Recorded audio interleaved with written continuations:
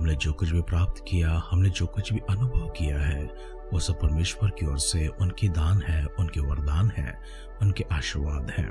और जितना हमने कल प्राप्त किया था, आज वो हमसे दूर हो चुके हैं। आज हमसे दूर हुआ वो सब परमेश्वर जैसे दिए हैं वैसे ले चुके हैं। तो इसलिए भला हम इसके विषय में शिकायत क्यों करें और मूर्ख की तरह परमेश्वर के विरोध में क्यों बातें करें, उनकी निंदा क्यों करें। परमेश्वर ने दिया है तो हमने खुशी से लिया है, परमेश्वर ने ले भी लिया है तो हमें उसी खुशी में उनकी इच्छा में अपने आप का समर्पण करना है। अय्यूब ने अपनी पत्नी से इन बातों को पहला अध्याय में कहा था। इस बात को कहने के बाद कई सारी बातें बीत चुकी हैं और हमने 8 अध्याय को पार करते हुए 9 अध्याय में भी प्रवेश किया है।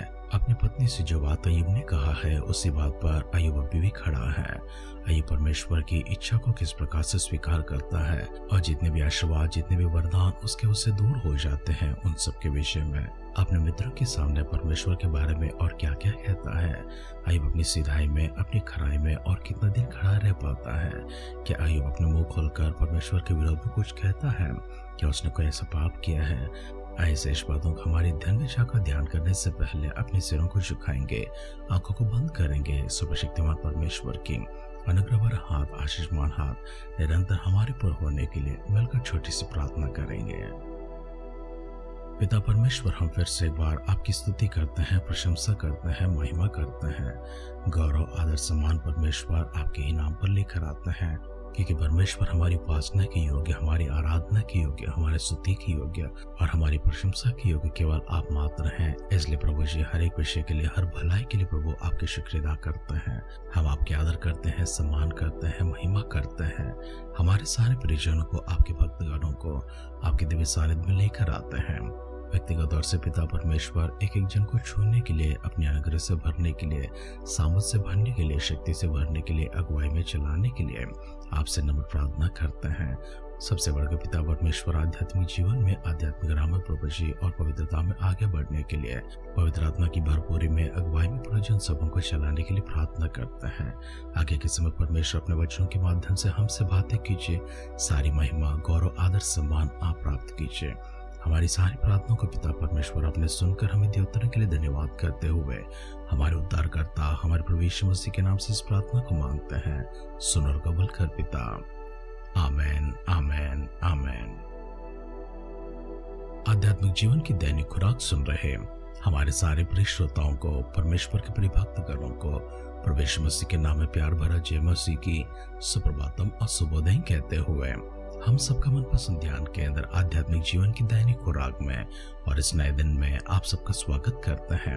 हमारी अध्ययन अय्यूब के ग्रंथ 9 अध्याय में चल रही है, जहाँ पर हमारे अध्ययन में 11 वचन तक हमने पठन किया है।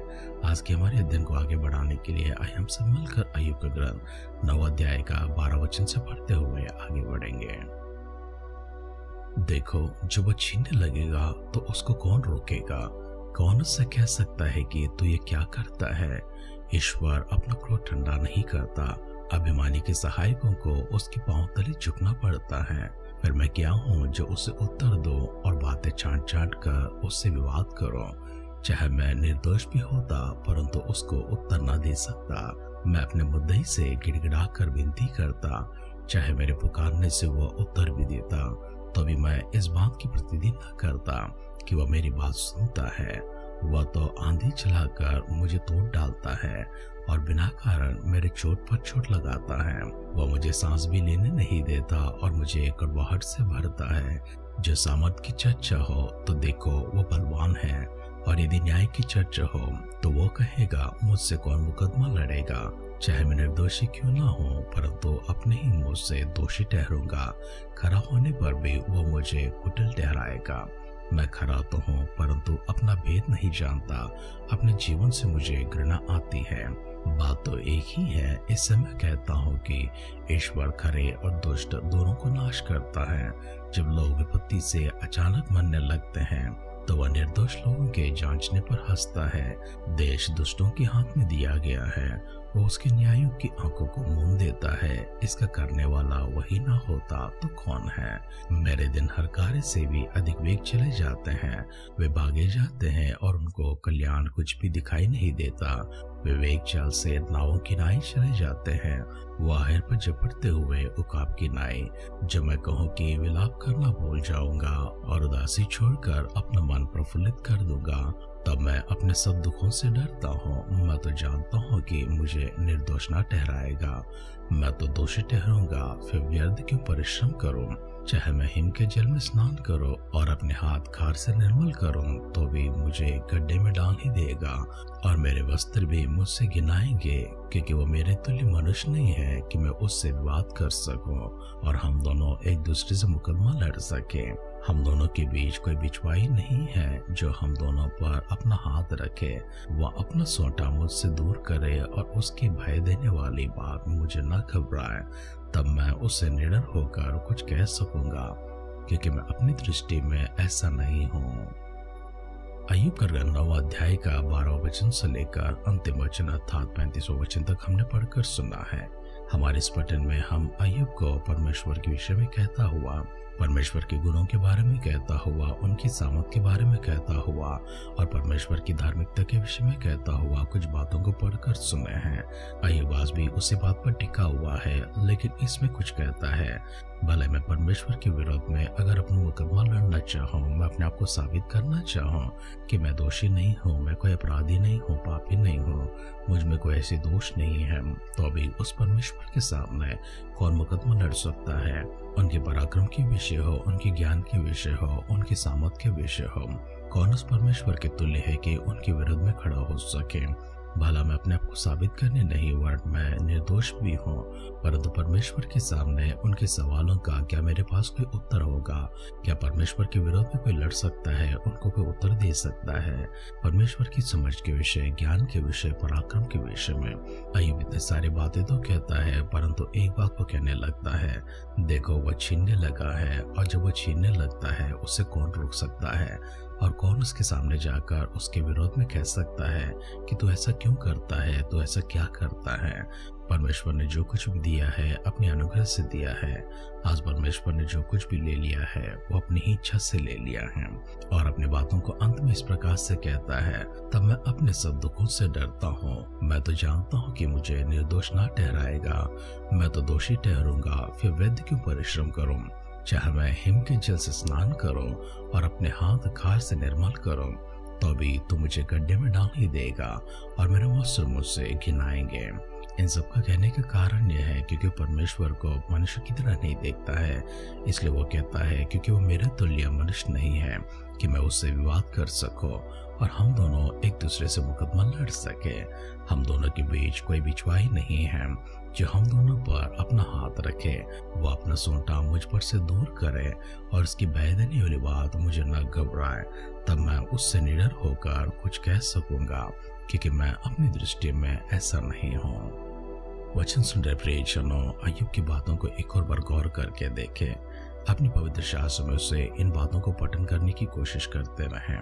परमेश्वर के विषय में अक्सर मनुष्य एक मनुष्य की तरह ही एक नजरिया को रखता है। उसके विचार में वो परमेश्वर के विरोध में जाकर लड़ने की सामर्थ को रख सकता है और इससे सवाल करने की जरूरत भी कर सकता है, परंतु अय्यूब ऐसा नहीं कहता है। अय्यूब कहता वो परमेश्वर है, वो मनुष्य नहीं है कि मैं जाकर उसके विरोध में लड़ सकूं।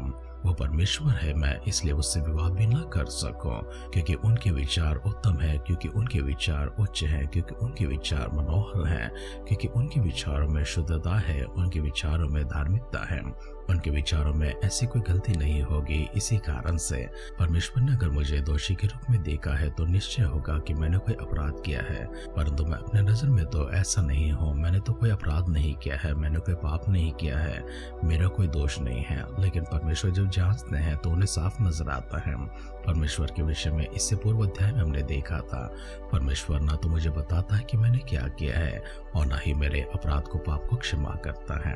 अय्यूब के समान परमेश्वर की महानता को, परमेश्वर की मनोहरता को, परमेश्वर के गुण लक्षणों को सही रूप से देखता हुआ, परमेश्वर को सही रूप से पहचानता हुआ उन्हें उच्च स्थानों में बिठाने के ऐसी मनसा, ऐसी मन हम सबकी होनी चाहिए। आखिर में अय्यूब इस प्रकार से कहता है, भला होता कि परमेश्वर और मेरे बीच में हमारे बराबर का होता जो बिचवाई कर सकता, अर्थात जो मुझसे भी बातें कर सकता है और परमेश्वर से भी बातें कर सकता है। अय्यूब की यह बात यीशु मसीह के विषय में भविष्यवाणी के रूप में हम देखते हैं। अय्यूब अपनी बिचवाई करने के लिए एक मददगार को चाहता है, एक सहायक को चाहता है। वही सहायक को परमेश्वर ने अपने इकलौते पुत्र यीशु मसीह के रूप में हम सबको दिया है। आज हम सब लोग परमेश्वर के सामने जाकर अपनी बातों को रख सकते हैं। आज हम जो कुछ भी मांगना चाहते हैं वो यीशु मसीह के नाम से मांग सकते हैं। अगर हमारे दोष हो, अपराध हो, यीशु मसीह के जरिए उन्हें ले जा सकते हैं। अगर हमने कोई अपराध भी नहीं किया है वो परमेश्वर के पास हमारे मुकदमों को यीशु मसीह के जरिए ले जा सकते हैं। इसलिए अपने आप को परमेश्वर के हाथों में समर्पण करेंगे। अय्यूब ने किस प्रकार से प्रभु यीशु मसीह को इस संसार में आने की चाहत को देखा है और अपनी सहायता पाने के लिए परमेश्वर के सामने इच्छा प्रकट की है। उसी प्रकार से परमेश्वर ने उसकी इच्छा को, हम सबों की इच्छा को पूरी करते हुए प्रभु यीशु मसीह को हमारे बिचवाई करने के लिए हमारे बीच में लेकर आए हैं। वो प्रभु यीशु मसीह आपके लिए और मेरे लिए क्रूस पर मारे गए हैं। उस प्रभु को स्मरण करेंगे क्योंकि परमेश्वर हम सबको क्षमा करने के लिए अपने इकलौते पुत्र को दिए हैं। अगर आप विश्वास करते हैं यीशु मसीह आपका परमेश्वर है, आपका उद्धार करते हैं और आप दोषी हैं, आप एक पापी हैं, अपने पापों को प्रायश्चित करते हैं, प्रभु से क्षमा मांगते हैं, प्रभु यीशु मसीह का उद्धार आपको मिल जाएगा। आप इस स्वर्गराज के वारिस हो जाएंगे। इसलिए अपने सिरों को झुकाएंगे, आंखों को बंद करेंगे, छोटी सी प्रार्थना करेंगे। पिता परमेश्वर, हम फिर से एक बार आपकी स्तुति करते हैं, प्रशंसा करते हैं, महिमा करते हैं। आदर सम्मान महिमा से परमेश्वर आपकी गौरव करते हैं, आभार प्रकट करते हैं। सुंदर से समय प्रभु जी अद्भुत वचनों के लिए प्रभु आपकी शुक्रिया अदा करते हैं। हमारे सारे प्रियजनों को, आपके भक्तगणों को प्रभु आपकी नजरों में लेकर आते हैं। यदि किसी ने अभी तक यीशु मसीह को अपना उद्धार करता स्वीकार नहीं किया है, अपना प्रभु मानकर प्रभु अपने जीवन उनको नहीं समर्पण किए हैं, हम प्रार्थना करते हैं अभी इसी समय उद्धार को सुसमाचार परमेश्वर उन तक पहुंचा दीजिए, उनका उद्धार कीजिए, उनकी रक्षा कीजिए और परमेश्वर सबको स्वर्ग राज में शामिल करने के लिए दुआ करते हैं। प्रभु यीशु मसीह के बादलों के आगमन का विलंब होगी। कल सुबह फिर से एक बार हम मिलकर आपकी स्तुति करने, आराधना करने, हम सबों को जीवितों की संख्या में आप संभाले रखते हैं। एक और संगति का समय प्रदान कर इसके लिए शुक्र अदा करते हुए हर भलाई के लिए, हर आशीर्वाद के लिए प्रभु, हर वचन के लिए, हर सामत के लिए, हर उत्साह के लिए आपके ही आभार प्रकट करते हुए हमारे उद्धारकर्ता हमारे प्रभु यीशु मसीह के नाम से इस प्रार्थना को मांगते हैं। सुन और कबूल कर पिता। आमेन, आमेन, आमेन। आपके मन की हर प्रकार की कड़वाहट क्यों ना हो, आपके मन की किसी प्रकार की शिकायतें क्यों ना हो, मेरे साथ ऐसा क्यों हुआ है, मैंने क्या किया है, ऐसा कोई सवाल अगर आपके जीवन में होता है, किसी हानि ने, किसी नुकसान ने अगर आपको छीन लिया है, या फिर आपने परमेश्वर के सामने कोई ऐसी इच्छाओं को प्रकट की है परंतु वो इच्छा पूरी नहीं हुई है, ऐसे विषय में भी परमेश्वर के पास जाकर सीधा अपनी प्रार्थना को, अपने निवेदनों को, अपनी सारी बातों को रखने के लिए यीशु मसीह को एक माध्यम के रूप में बिचवाई के लिए हमारे बीच में रखे हैं। इसलिए परमेश्वर ने दिया हुआ इस प्रावधान का सही उपयोग करते हुए परमेश्वर के दिव्य सानिध्य में जाकर अपने आप को शुद्ध करने, पवित्र करने, निरंतर सिधाई के राह में, खराई के राह में चलने के लिए हमेशा परमेश्वर की ओर अपनी नजरों को बिछाए रखें और परमेश्वर के अनुग्रह भी हमेशा आपकी पर होती रहे और आपके मन के विचारों को, वेदाओं को दूर करते हुए सारे संकटों में से, सारे संघर्षों में से परमेश्वर आपको विजयी करके आशीर्वादित जीवन प्रदान करें। हमारी इस दुआ और कामना के साथ आज की ध्यान कहीं पर समाप्त करते हैं। आप सुनते रहिए, सुनाते रहिए आध्यात्मिक जीवन की दैनिक खुराक। कल फिर मिलेंगे। अपना ख्याल रखिए, अपनों का ख्याल रखिए, दूसरों का भी ख्याल रखिए। God bless you.